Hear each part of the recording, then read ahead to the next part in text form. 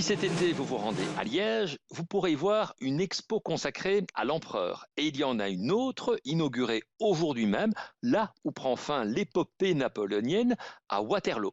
Waterloo où la star, ce n'est pas le vainqueur Wellington, mais bien le vaincu Napoléon Bonaparte.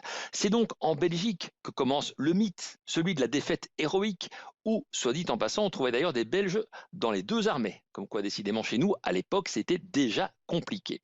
Quoi qu'il en soit, le souvenir Bonaparte est resté vivace chez nous, particulièrement côté francophone. Il a même laissé son nom à notre code civil qu'on appelle encore parfois le Code Napoléon.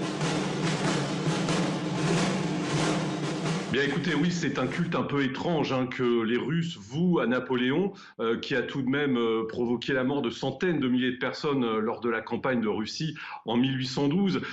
Et c'est souvent, paradoxalement, avec enthousiasme et pas mal d'admiration que son nom est évoqué en Russie. Napoléon est considéré presque comme un conquérant romantique, en tout cas comme un réformateur dont l'influence se sera fait sentir tout au long du 19e siècle. Cela peut donc sembler paradoxal, mais si Napoléon jouit d'un tel succès aujourd'hui en Russie, c'est peut-être parce que les Russes sont très fiers de l'avoir vaincu.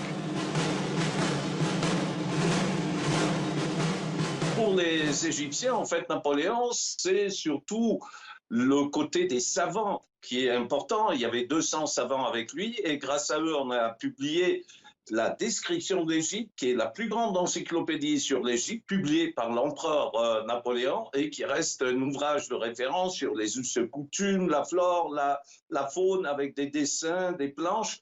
Et puis, il y a la découverte de la pierre de Rosette, sans laquelle les hiéroglyphes n'auraient peut-être pas été déchiffrés par Champollion, et donc les Égyptiens auraient moins compris leur histoire. Et puis, il y a l'imprimerie et surtout le premier journal publié en Égypte, la Décade égyptienne.